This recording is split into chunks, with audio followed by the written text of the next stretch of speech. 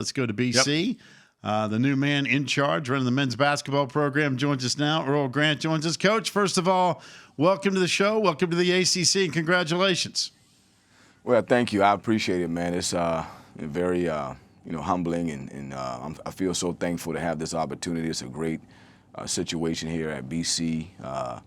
Storied program with so many great players who've played here, and a lot of great history, and being one of the best public schools in America, as well as one of the cities to live in. And so I'm excited. It's a great opportunity, and I look forward to getting started. We probably should say welcome back to the ACC, because I know you spent 5 years at Clemson with Brad Brownell. So what was it about this vacancy, Earl, that number one intrigued you, and number two wanted you to make this jump?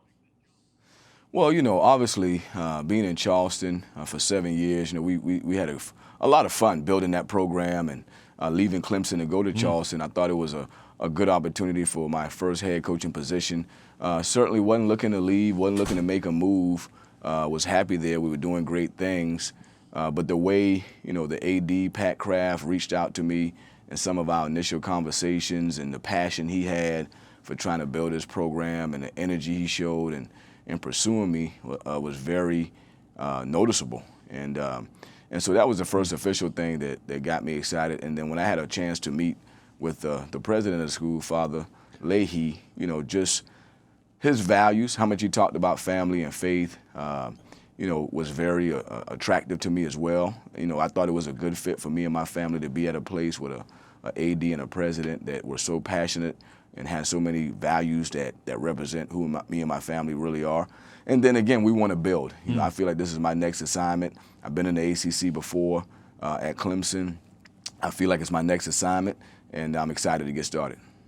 Now, you do know you're going to have to layer up, after spending all that time in the upstate and then down there in the low country, which is a beautiful place. Now, it's going to be a little chilly in BC, but I don't think you're going to worry about that, are you? I mean, this is all about, as you said, putting your fingerprints on the program.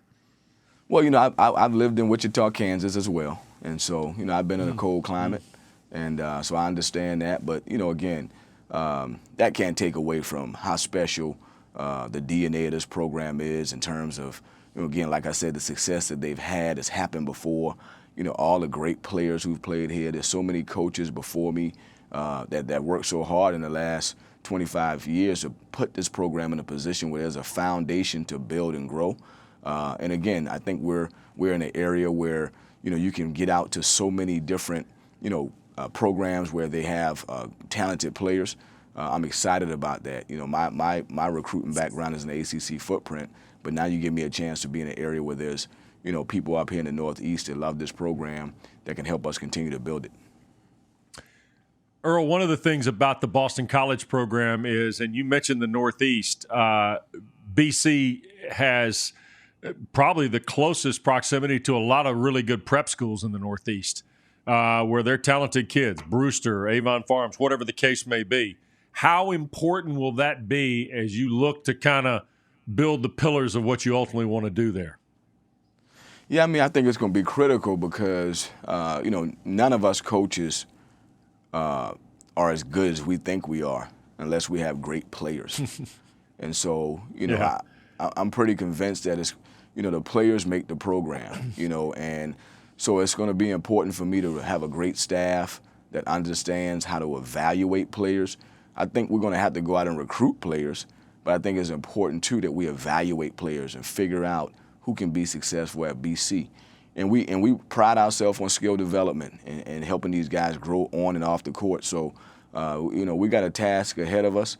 But, again, having so many rich prep schools and so many unbelievable programs up here with a lot of talent, I think it's going to be important that we try to do a great job of developing great relationships in the New England Prep School League. Coach, I know that it's one thing to develop talent, but it's also important to find the right fit, the culture. And you did a great job at the College of Charleston from an academic standpoint. It's one thing to be able to play. It's the other thing, hey, you better go get a degree.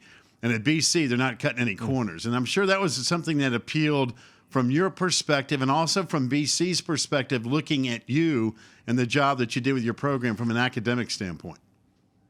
Yeah, there's all kind of different programs and different profiles. For me, I want to be at a place where, anything is possible. I want to be at a place where, guys can graduate and go on to medical school. Guys can graduate and go to law school. You can make it to the NBA. Anything's possible here. So that attracted me. And for the last 10 years, I've been at places, College of Charleston and Clemson, where, we had to pay attention to the student. We had to get guys who would compete academically. But we also had some guys that were, not the best academic guys, but we did a great job of helping them develop and grow, with our academic services and our coaching staff doing a great job of helping them. So I think guys can make it here, and we got a lot of pool to pull from. So I'm very, very excited. And it's going to be an opportunity for me and my staff to, from day one, put our stamp on a program and try to build up a program that's got great history and so many players that were talented that played here before.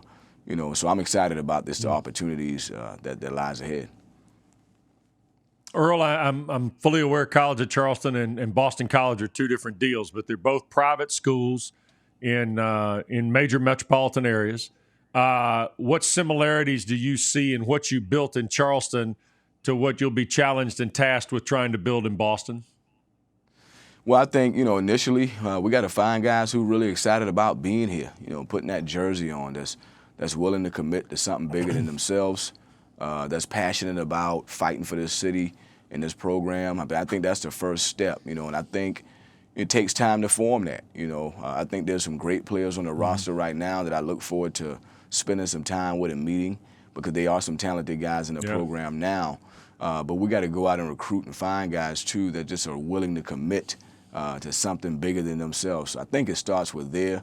And once we get that, and we find the right people, then we just got to get to work. Hard work works. And, it's a lot of sweat, a lot of time in the gym, and then trying to help these guys develop as people. I think if you develop as a man, and you have a great attitude, you get up every day and work extremely hard, you treat people the right way, you have some faith, then eventually, the basketball part will take care of itself. So we're going to try to get some people who really want to be here and focus all our time on developing them on and off the court, and then success will find us eventually. Earl, you mentioned your time at Clemson. Have you heard from Brad Brownell yet as far as being now, hey, eyeball to eyeball, it's me against you? Yeah, we texted a little. We texted a little bit. We hadn't had a chance to talk, but we did text. He just told me he was very excited for me. Obviously, I think the world of him and what he's done with the program at Clemson. So I'm excited. I'm excited to be back in this league.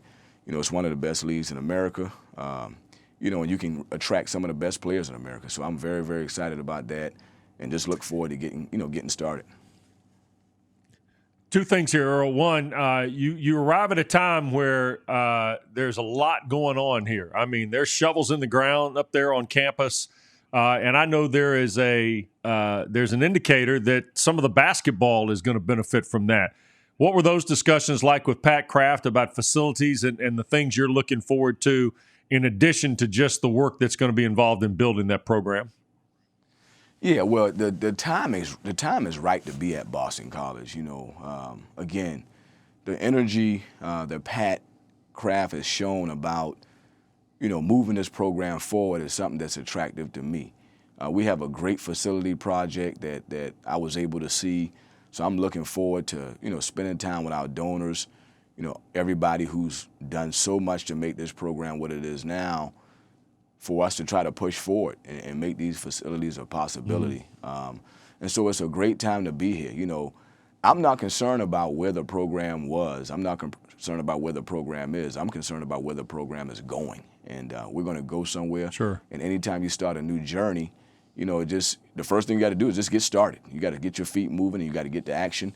And so, again, I'm excited about the action and all the vision that Pat and his staff is put together for this program to move forward, and it's just I'm fired up. It's exciting, and it's a great opportunity.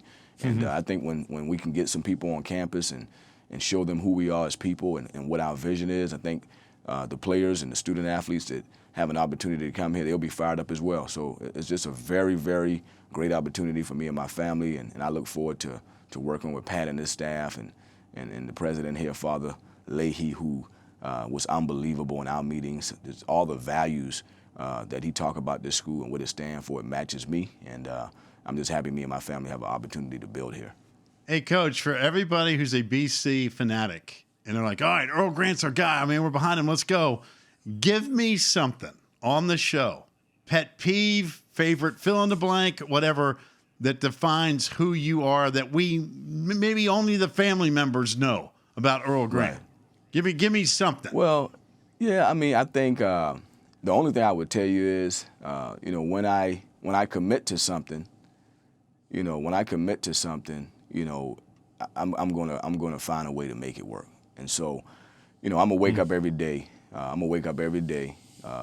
Thinking about how can I help this program get to its rightful place, and how can I, put my DNA and my stamp, my staff, put our energy and our focus into moving this program to a place that has been before, that hadn't been in a while, but my energy is going to be unbelievably high every day when I wake up, fighting for these former players, these alums, this student body, these players on roster now, our donors, and that's just what me and my staff are going to do. I mean, we're going to work extremely hard, and we're not going to be apologetic about who we are, and we're going to believe in our formula to get to success, and we're going to fight every day to make it happen. All right, by the way, two things here. One, go ahead, Wes. Go ahead, Pac. I was going to say. I was curious if. Go ahead. You go. Yeah. Go ahead. All right. If you were in a spot here where recruiting is the end of May, you guys can't, at least until this point, do anything on campus until the end of May. You got to put a staff together. Pac and I were talking about this yesterday, and we were mentioning it actually at the top of the show. There's no Final Four. There's no coaches convention per se this year. So is getting a staff together and getting some of the ops and all the logistics and all those normal things with coaching changes a little more difficult this year in this light than it would have been under normal circumstances? Maybe. I don't know for sure yet because we're about to go through the process of hiring a staff. But what I would say is it's all about relationships. And, certainly there's a lot of relationships that have been developed over 20 years. So it's not about the last 2 weeks or the next 2 weeks. A lot of these relationships have been developed over 20 years. So with that relationship, some of these guys that will be on our staff, we know each other. They know me, I know them, and so that'll be a little easier transition. I don't think it'll be as hard. So I'm excited about that. There are already some conversations now about staff, and so I think some guys are fired up about being here, and that's the most important thing, being fired up about being here and wanting to be here and having that energy and passion every day to get this program to where it needs to be. As it pertains to recruiting, I got hired at College of Charleston in September, so I got plenty of time. Yeah. I mean, I was hired in September. In the first 3 weeks, I'm working and trying to figure out how to hire a staff and look for players and recruit. And then I finally looked at the schedule. I said, "Wow, we open up with UConn in a couple weeks." And so, for me, it's March. It's March, and we got some time. We can be patient. The most important thing is to get it right, because the staff is going to be critical, and our ability to recruit is going to be critical. And then these players that are on this current roster, there's some talented guys here, and we got to find out who wants to be here and who's committed to putting this jersey on, because there are some talented guys here. So all of those things will be discovered here over the next 2 to 3 months as we get started. But I'm just excited that we can get going right now. All right, I'm going to put you right on the spot. Your first debut here on Packer and Durham, and it's great having you running the show at BC. But who do you have in the Final Four? Wow, I mean, that's a hard question because this year has been so unique. Some of the teams that particularly I would pick, I probably won't pick this year because of just the pauses and canceling of games. So some teams have had some unorthodox years in terms of their the type of season that they had. So right now, I probably would definitely have Gonzaga in the Final Four. They would be one of the teams that I see that can make it. I'm going to throw in a wild card, and I know it don't make sense, but, maybe throw in Tennessee. I know it doesn't make a lot of sense, but I'm going to throw it in. They play pretty tough, and they're gritty, and you got to play half-court defense and take care of the ball this time of year. So I would throw them in. And then, my others, let's see. I mean, that's a good question. Out of the ACC, I would have talked about Virginia, but, Virginia is on a pause right now. So, hey, don't know. Again, it's really hard to pick. Kansas on a pause. It's hard to pick right now. But I would say the two that I'll throw in is Tennessee and Gonzaga. All right, you're on record with that. By the way, one more thing for me. In a perfect world, the style of basketball you would like to play is what at BC? In a perfect world. Yeah, in a perfect world, the first thing I would say is this. We need to be able to play with unbelievable energy and passion. We need to be able to defend at an extremely high level. Man-to-man, changing defenses. We need to be passionate, So the style is going to be wrapped around our energy and passion. I think some of it would be you see an unselfish team. You see a team that love each other. You see a team that's fighting for the same cause. But a relentless effort defensively, full court, half court. We've typically been a half court defensive team. We play some full court defense, man-to-man and zone, so we change. And then offensively, I want to pick the tempo up and try to convert on some of our misses. I want to run. I want to get up and down the floor. I want to attack. I want to be aggressive. But we got to be smart enough to understand when you don't have anything, get the ball in the hot hand, get the ball, to the guys where they need to get it, when they need to get it on the court, depending on who your personnel is, with some set plays, and as well as, making sure you attack foul situations and mismatches. So. To me, the game is pretty simple. Get great players and put them in position to be successful. So, these first 2 years, I got to figure out who my team is, and I got to make sure that I'm not stubborn enough to have a certain style I want to play. I got to play the style that helps us to be successful these first couple years. But ideally, a lot of passion, a lot of grit. We got to scratch and claw. This is a fighter's place, and this, chip on the shoulder type place. The best teams that played here, those guys were gritty, a little bit underappreciated, and they were able to find a way to prove to people that they belong. That's a really good point. Coach, congratulations. Great to have you back in the ACC. Look forward to seeing how this thing unfolds for you early at Boston College. Thank you. I appreciate it, guys.